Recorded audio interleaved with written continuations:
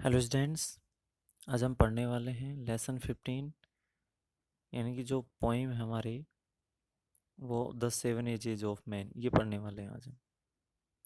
The seven edges of man, आदमी की 7 अवस्थाएं, यानी एक मानव की। इसमें जो पोइट हैं विलियम शेक्सपियर, इन्होंने एक मानव की 7 अवस्थाएं बताई है। और 7 अवस्थाएं कौन कौन सी बताई इस पोइम में हम पढ़ेंगे। देखो, all the world is a stage, पूरा संसार एक मंच है, स्टेज है पूरा संसार। तो कवि ने पूरे संसार को एक मंच बताया, स्टेज बताया।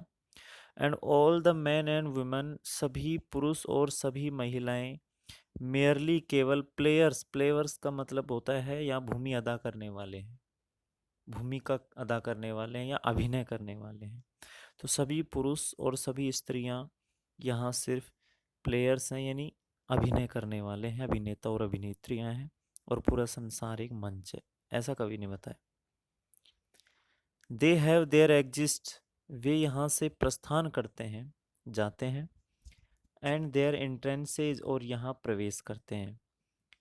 कवि ने कहा कि सभी पुरुष और सभी स्त्रियां केवल अभिनय करने वाले हैं, पूरा संसार एक मंच है। और जो पुरुष और स्त्रियां जो अभिनय करने वाले हैं वो यहाँ प्रवेश करते हैं और यहाँ से प्रस्थान कर जाते हैं। कवि का प्रवेश करने का मतलब है कि यहाँ जन्म लेते हैं, और प्रस्थान करने का मतलब मृत्यु हो जाती है, अर्थात यहाँ से चले जाते हैं, ऐसा कवि कह रहा है। एंड वन मैन, और एक आदमी इन हिज टाइम, अपने समय में प्लेज अदा करता है मैनी पार्ट्स, कई भूमिकाएं। इस दौरान एक आदमी अपने जीवन में कई भूमिकाएं अदा करता है। His acts being seven edges, और उसकी जो ये भूमिकाएं अदा करता है इनको ही 7 अवस्थाएं कहा गया है। यानी ये भूमिका अभिनय करता है, ये जीवन की 7 अवस्थाएं हैं। अब हम पढ़ते हैं जीवन की 7 अवस्थाएं कौन कौन सी हैं। एट फर्स्ट, सबसे पहले द इन्फेंट, शिशु। जैसे ही जन्म लेता है, जन्म लेने के बाद में जो शिशु रहता है उसके बारे में बताया। मेवलिंग एंड पकिंग। मेवलिंग, म्यूलिंग का मतलब रोते हुए, और पकिंग का मतलब होता है उल्टी करते हुए। तो म्यूलिंग रोते हुए, पकिंग उल्टी करते हुए, इन नर्सेज आर्म्स। नर्सेज आर्म्स यानी धाय माँ के हाथों में। तो धाय माँ के हाथों में रोता रहता है और उल्टियाँ करता रहता है। तो ये अवस्था थी पहली, किसकी? इन्फेंट की, शिशु की। देखिए अब दूसरी अवस्था किसकी आती है। देन तब द विनिंग स्कूल बॉय, फिर उसके बाद में शिकायत करते, विनिंग शिकायत करते हुए स्कूल बॉय की अवस्था आती है। सबसे पहले इन्फेंट, सेकंड नंबर पर शिकायत करता हुआ स्कूल बॉय, यानी जैसे थोड़ा सा बड़ा होता है, जब स्कूल जाने लग जाता है, विद्यालय जाने लग जाता है, तो उस अवस्था के बारे में बताया कि किस प्रकार से वो स्कूल में जाता है, किस प्रकार से आनाकानी करता है, किस प्रकार से शिकायत करता है। विधि सैचल, अपने थैले के साथ, सैचल मतलब छोटा थैला।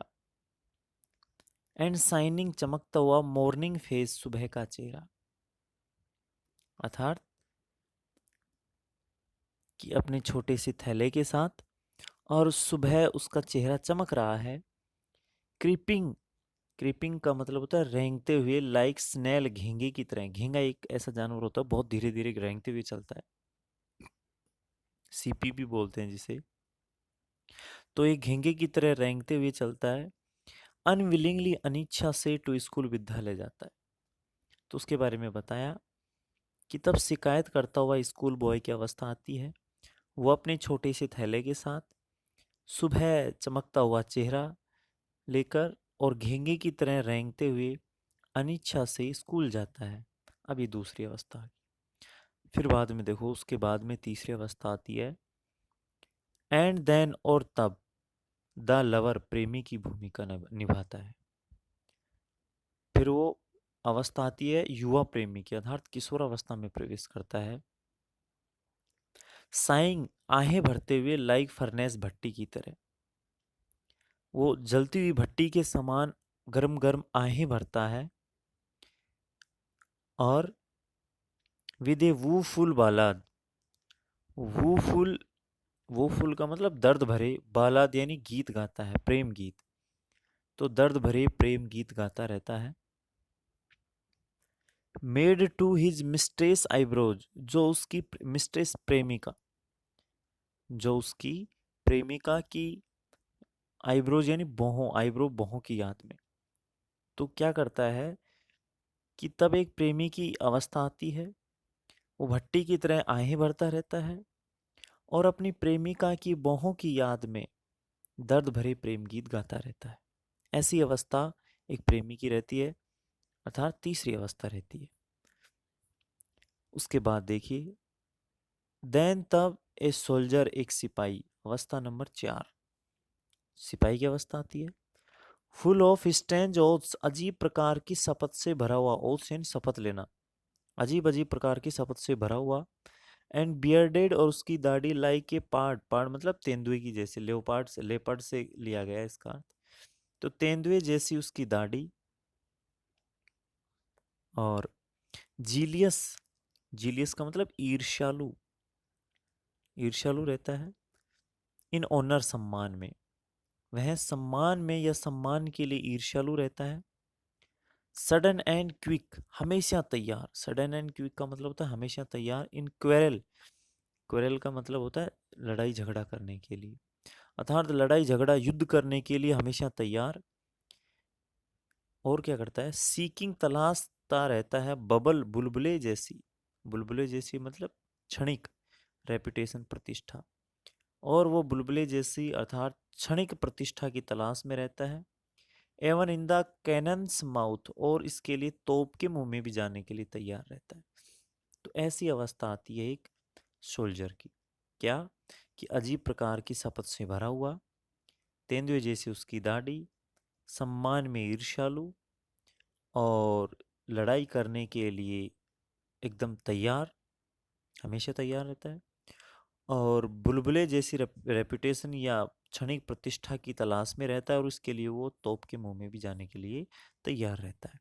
इस प्रकार से चौथी अवस्था निभाता है एक आदमी। फिर देखिए, एंड देन, और तब द जस्टिस, न्यायाधीश की भूमिका, पांचवी अवस्था, इनका क्रम याद रखना है आपको। एक न्यायाधीश की भूमिका निभाता है। इन फेयर राउंड बेली, गोल मटोल पेट, एकदम उसका पेट होता है गोल मटोल रहता है ऐसी अवस्था में।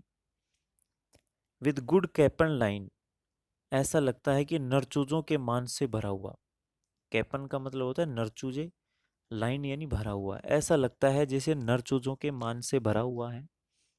उनका पेट गोलमटोल है, तोंद है।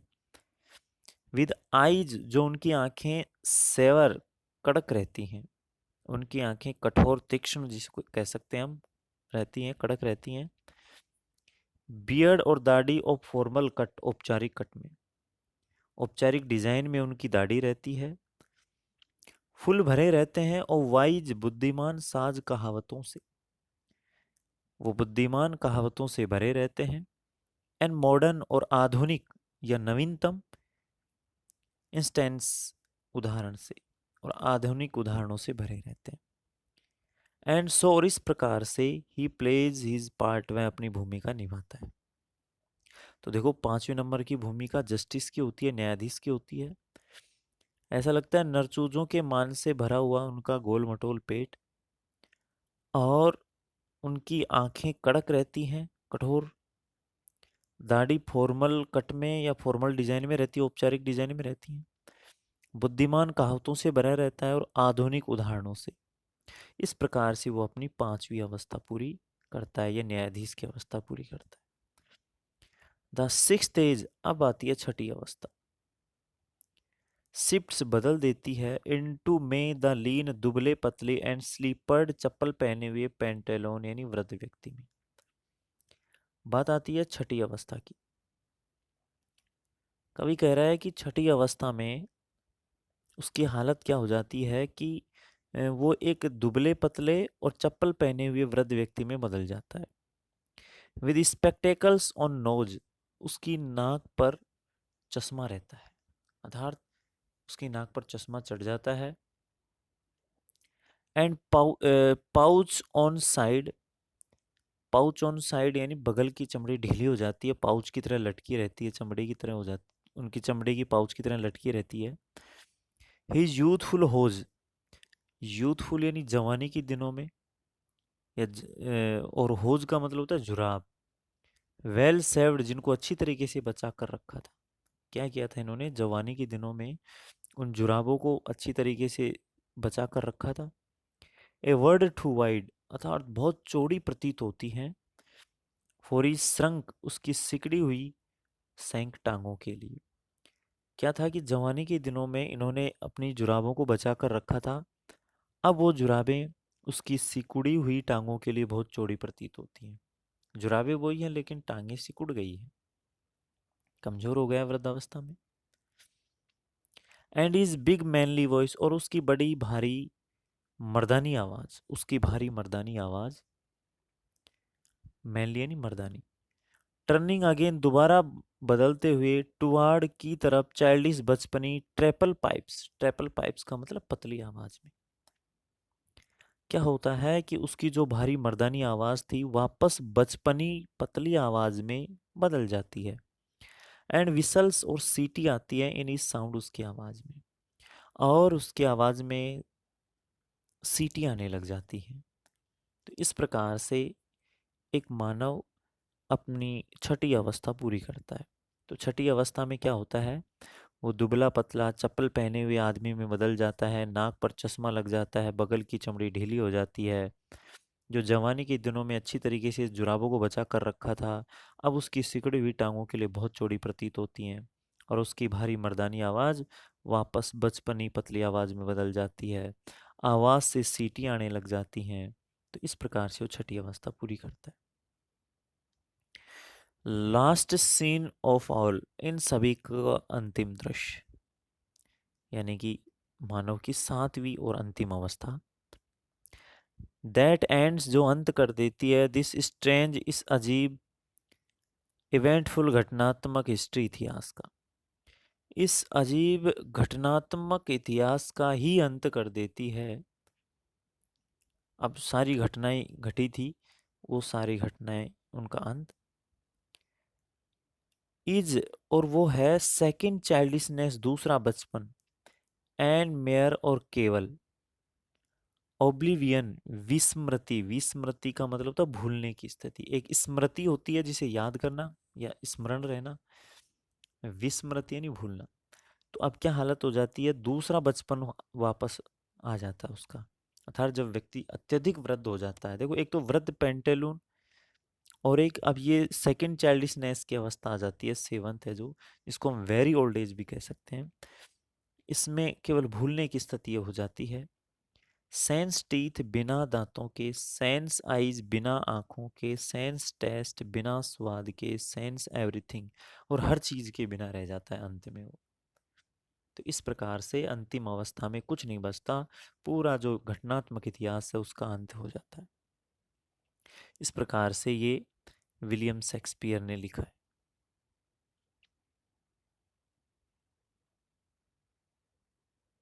देखो स्पष्ट रूप से पोइट का नाम है विलियम शेक्सपियर, इन्होंने ये पोइम लिखी है। एक बार इसको रिवाइज कर लेते हैं, हिंदी ट्रांसलेशन। एक मानव की, एक आदमी की 7 अवस्थाएं। कवि ने कहा कि पूरा संसार एक मंच है, और सभी पुरुष और यहाँ सभी स्त्रियां केवल अभिनय करने वाले हैं, जो यहाँ प्रवेश करते हैं और यहाँ से प्रस्थान कर जाते हैं, अर्थात जन्म लेते हैं और मर जाते हैं। एक आदमी अपने जीवन काल में कई भूमिका अदा करता है, और इन भूमिकाओं को 7 अवस्थाओं में बांटा है। सबसे पहली अवस्था होती है कि इन्फेंट की, शिशु की, जो अपनी दाई माँ के हाथों में रोता है और उल्टियाँ करता है।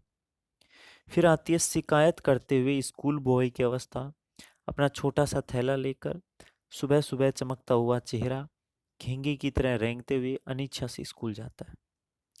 फिर तीसरी अवस्था आती है एक लवर की, प्रेमिक की। वो भट्टी की तरह गरम गरम आहें भरता है, और अपनी प्रेमिका की बहों की याद में दर्द भरे गीत गाता है, प्रेम गीत गाता है। फिर चौथी अवस्था आती है एक सोल्जर की, एक सिपाही की।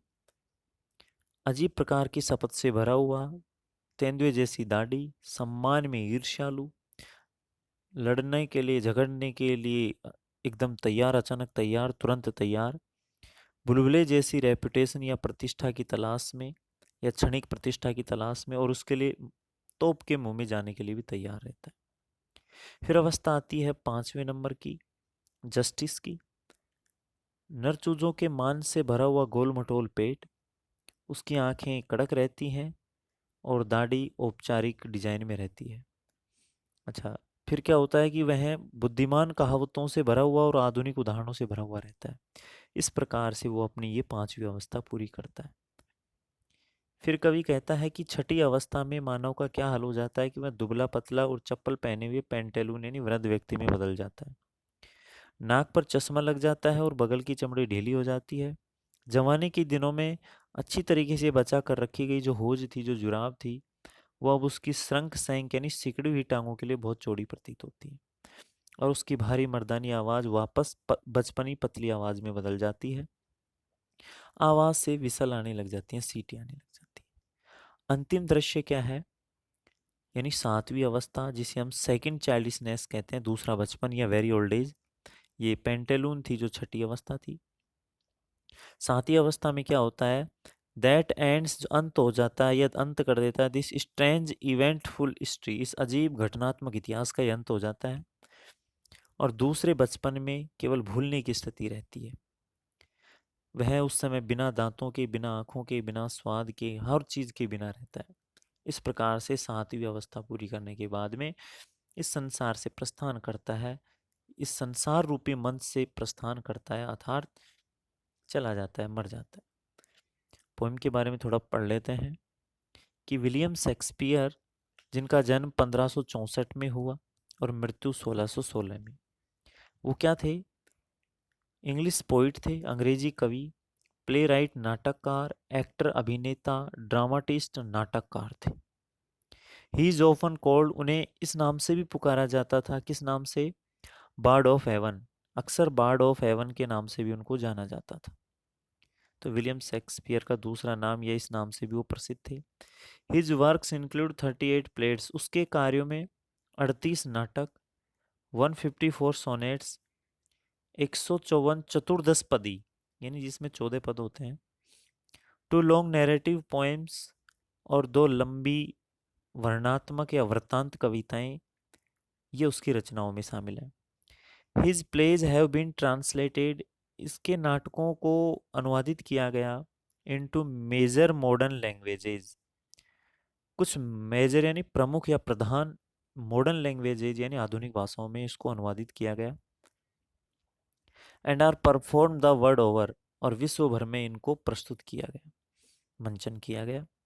शेक्सपियर प्रोड्यूस्ड, तो शेक्सपियर ने जो अपने कार्य किए, most of his famous works, जो उसके सबसे अच्छे या प्रसिद्ध कार्य थे, वो कब किए उसने, वो किए बिटवीन 1589 एंड 1613, यानी 1589 से 1613 के बीच में किए उन्होंने सबसे प्रसिद्ध कार्य। हिज प्लेज वर प्राइमली कॉमेडीज, प्राथमिक रूप से उसकी जो रचनाएं थीं, उसके जो नाटक थे वो कैसे थे, कॉमेडीज यानी हास्य रचनाएं, सुखांतिकाएं जिन्हें हम कह सकते हैं, हिस्ट्रीज ऐतिहासिक नाटक थे, ट्रेजडीज दुखांतिकाएं, ट्रेजी कॉमेडीज, ट्रेजी कॉमेडीज का मतलब दुखांत कॉमेडी थी, एक Hamlet, Othello, King Lear, Macbeth, और कौन सी, as you like it and the merchant of Venice are considered the some of his finest plays, उसके सबसे अच्छे नाटक समझे जाते हैं। तो Hamlet, Othello, King Lear, Macbeth, as you like it, the merchant of Venice, ये उसके सबसे अच्छे नाटकों में से कुछ नाटक समझे जाते हैं। ये तो थे विलियम शेक्सपियर के बारे में, कवि के बारे में। अब कविता के बारे में पढ़ते हैं।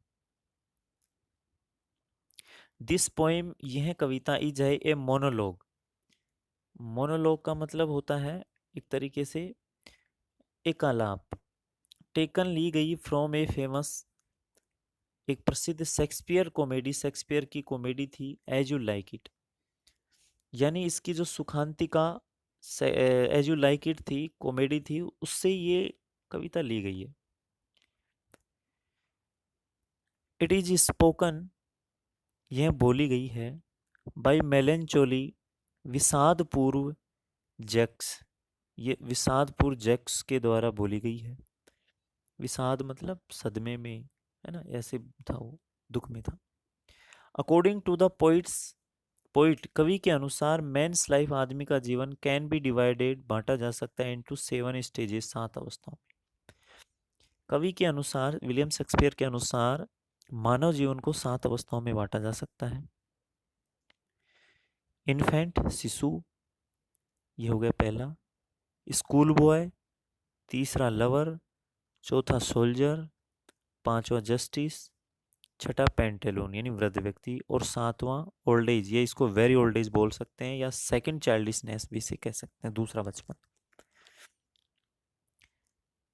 इस प्रकार से कवि ने मानव के जीवन को 7 अवस्थाओं में बांटा है। उसके बाद में देखिए, इट इज, यह है वन ऑफ शेक्सपियर की एक ऑफन क्विटेड मोनोलॉग्स, यानी शेक्सपियर द्वारा प्राय लिखे गए जो मोनोलॉग्स यानी एकालाप थे, उनमें से एक है जो लिखे गए थे, रिटर्न लिखे गए थे इन एम्बिक पेंटामीटर।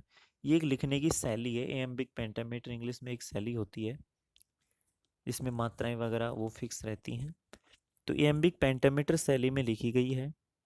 मैनी राइटर्स, कई लेखक, फ्रॉम पाइथागोरस, पाइथागोरस के समय से, यानी पाइथागोरस से लेकर टू प्रेजेंट डे, आज तक, पाइथागोरस से लेकर आज तक कई लेखक हैव कंपेयर्ड, तुलना की, द वर्ड संसार की, टू ए स्टेज, एक मंच से। यानी पाइथागोरस से लेकर आज तक कई लेखकों ने, कई रचनाकारों ने संसार की तुलना एक मंच से की है। तो इस प्रकार से विलियम शेक्सपियर ने भी, और भी बहुत सारे राइटर थे, और भी बहुत सारे कवि हुए जिन्होंने संसार की रचना एक मंच से की है। और शेक्सपियर भी कह रहा है कि पूरा संसार एक मंच है, सभी मानव यहाँ आते हैं और चले जाते हैं, अर्थात अभिनय करते हैं, और एक मानव अपने जीवन में 7 अवस्थाएं या 7 अवस्थाओं के रूप में अभिनय करता है। वो 7 अवस्थाएं हमने अभी अभी पढ़ी, ये 7 अवस्थाएं थी। तो उम्मीद करता हूँ विद्यार्थियों अच्छी तरीके से समझ में आया होगा। तो अपनी पोएम्स कंप्लीट हो गई। कंप्लीट इसलिए हो गई क्योंकि एक पोएम डिलीट हो गई। अभी अभी माध्यमिक शिक्षा बोर्ड राजस्थान अजमेर ने, board of secondary education Rajasthan ने, देखो सिलेबस जारी किया है, डिलीटेड पोर्शन डिलीट किया गया है। देखो एग्जामिनेशन 2021, इसके लिए क्या क्या डिलीट किया उन्होंने, देखो क्लास 12th है, अपनी कंपल्सरी इंग्लिश है, ठीक है, क्या क्या डिलीट किया है ये देखते हैं। उन्होंने डिलीट किया है, इसको थोड़ा जूम करते हैं।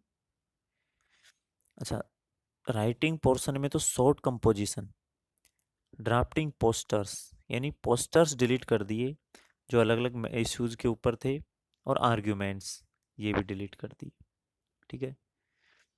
रेनबो बुक में से first chapter, third chapter, 8th chapter, 11th chapter, और 2 पोएम डिलीट किए हैं। देखो ए बॉय सॉन्ग, ये 13 चैप्टर था, और द स्नेयर, जाल, ये भी पोएम है। ये 2 पोएम डिलीट किए।